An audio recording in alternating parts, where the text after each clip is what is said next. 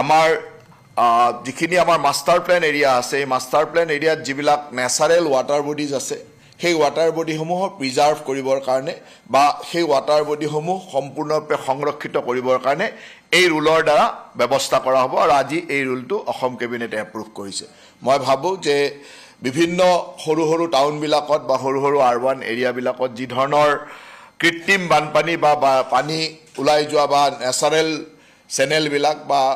water বডিবিলাক বন্ধ হৈ যোৱাৰ কাৰণে যেটা সমস্যা হৈছিলে এই সমস্যাটো আগত ৰাখিয়ে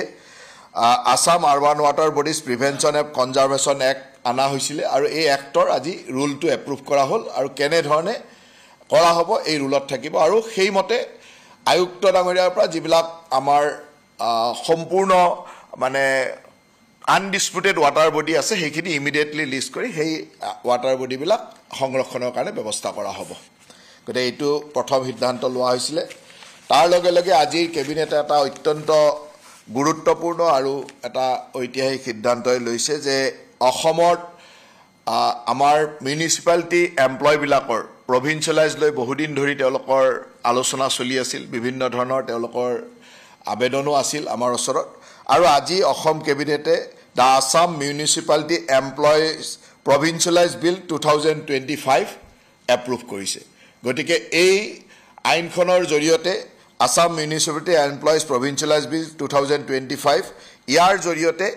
2013 চনৰ 4 ছেপ্টেম্বৰৰ আগত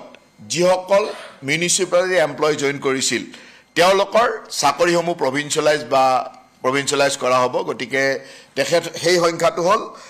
1046 জন এমপ্লয় তেওঁলোক 71খন মিউনিচিপালিটিত বা আমাৰ বিভিন্ন নগৰ নিগম বা নগৰ নিগমত থকা এই ধৰণৰ 71খন মিউনিচিপাল বোৰ্ডত থকা 1046 গৰাকী এমপ্লয়ৰ আজি চাকৰিসমূহ প্ৰভিন্সিয়েলাইজ কৰা হ'ল গতিকে এইটো আজিৰ কেবিনেটৰ এটা ঐতিহাসিক সিদ্ধান্ত যে বহুদিন ধৰি মিউনিচিপাল এমপ্লয়সকলৰ দৰমহা বা বিভিন্ন অসুবিধাত আছিল তেওঁলোকৰ চাকৰিটো প্ৰভিন্সিয়েলাইজ কৰিবৰ কাৰণে কৈ আছিলে আৰু আজি আমি আপোনালোকক জনাবলৈ পাই গৌৰৱ অনুভৱ কৰিছোঁ যে আজিৰ কেবিনেটে the Assam municipality employees provincialise bill 2025 অনুমোদন দিছে আৰু এই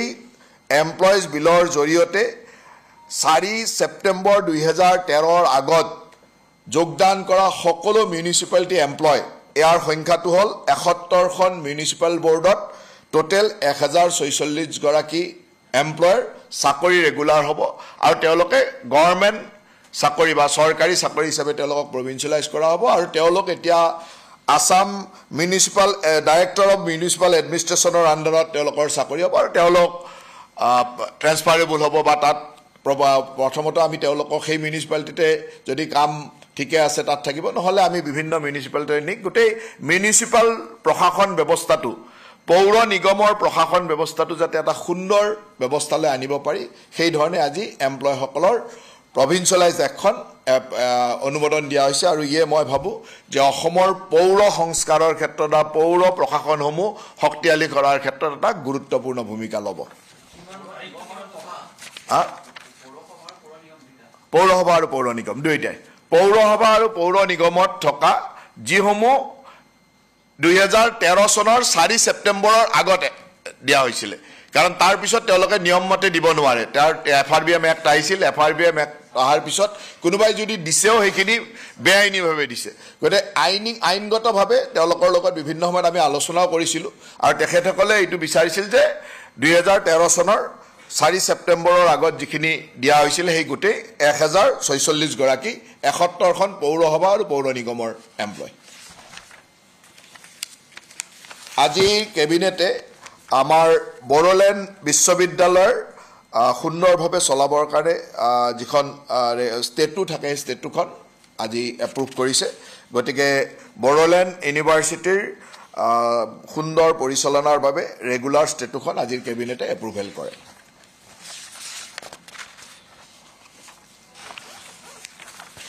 আজিৰ কেবিনেটে আৰু এটা সিদ্ধান্ত লৈছিলে যে আছামিজ লেংগুৱেজ টিচাৰ যিসমূহ বিভিন্ন ঠাইত আছে অসমীয়া মিডিয়াম বা বেলেগ বেলেগ মিডিয়ামৰ স্কুলবিলাকত তেওঁলোকৰ চাকৰিৰ ক্ষেত্ৰত কাৰণ কিছুমান এনেকুৱা আছে যে বিভিন্ন অন্যান্য মিডিয়ামৰ স্কুলত অসমীয়া লেংগুৱেজ টিচাৰ আছে তেওঁলোকৰ ইকুইভেলেন্ট বা একেই ডিগ্ৰী টিচাৰ কিন্তু তেওঁলোকৰ কেডাৰটো একে নোহোৱাৰ কাৰণে তেওঁলোকে ইয়াৰ পৰা তালৈ যোৱাত বা কৰবাত নালাগা ঠাইতো তেওঁলোকে থাকিব লগা হৈছিল এই গোটেইখিনিৰ ষ্টুডেণ্টৰ ছাত্ৰ ছাত্ৰীৰ ডিমাণ্ডৰ প্ৰতি লক্ষ্য ৰাখি বা ছাত্ৰ ছাত্ৰীৰ সুবিধাৰ প্ৰতি লক্ষ্য ৰাখি এই আছামিজ লেংগুৱেজ টিচাৰসমূহক একেটা কেডাৰলৈ অনা হৈছে যাতে তেওঁলোকক বিভিন্ন স্কুলৰ পৰা য'ত প্ৰয়োজন নাই তাৰ পৰা যাতে প্ৰয়োজনীয় স্কুললৈকে আনিব পৰা যায়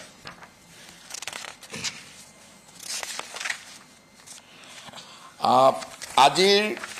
কেবিনেটে Assam public distribution of article amendment order 2025 approve কৰে অনুমোদন দিয়ে আৰু ইয়াৰ জৰিয়তে আগতে যিবিলাক আমাৰ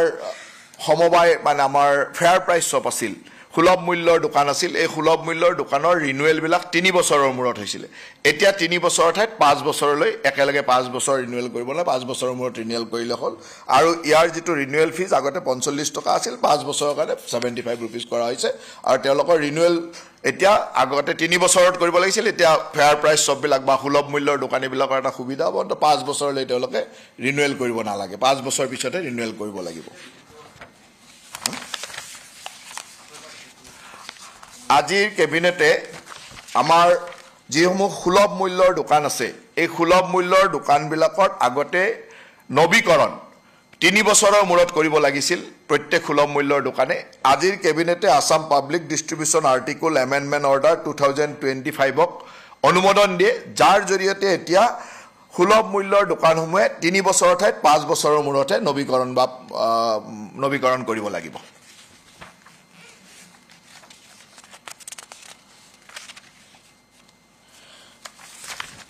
আজিৰ অসম কেবিনেটে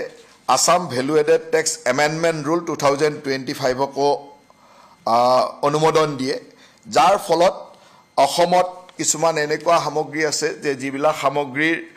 বাহিৰৰ ষ্টেটৰ পৰা ট্যাক্সৰ কৰ ফাকি দিবৰ কাৰণে আনি ষ্ট'ৰ কৰে কৰ ফাকি দিবৰ কাৰণে হেৰিৰ পৰা ব্যৱহাৰ কৰে এনেকুৱা ধৰণৰ কথাবিলাকত এটা নীতি শৃংখলাবদ্ধ নীতি আনিবৰ কাৰণে এই ৰুলটোক আজি এমেন্ডমেন্ট কৰিছে যাতে এই ধৰণৰ কামবিলাক যিবিলাক ইউজৰ কাৰণে কোনোবা বেলেগ ষ্টেটত ট্যাক্স কম বস্তু ল'ব পাৰিব কিন্তু সেই বস্তুটো নিজৰ ষ্টেটলৈ বিক্ৰীৰ কাৰণে লৈ আহি বিক্ৰী কৰা যিবিলাক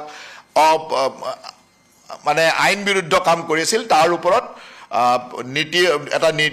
ৰুল ফ্ৰেম কৰা হৈছে যাতে তেওঁলোকক আমি নীতি বিৰুদ্ধ কামৰ পৰা বন্ধ কৰিব পাৰো গতিকে এই Assam value added tax amendment rule 2025 আজি অসম কেবিনেটে অনুমোদন প্ৰদান কৰিছে গতিকে মুখ্যতঃ আজিৰ কেবিনেটৰ এইকেইটা সিদ্ধান্ত আৰু বাকি যি দুই সৰু এটা সিদ্ধান্ত আছে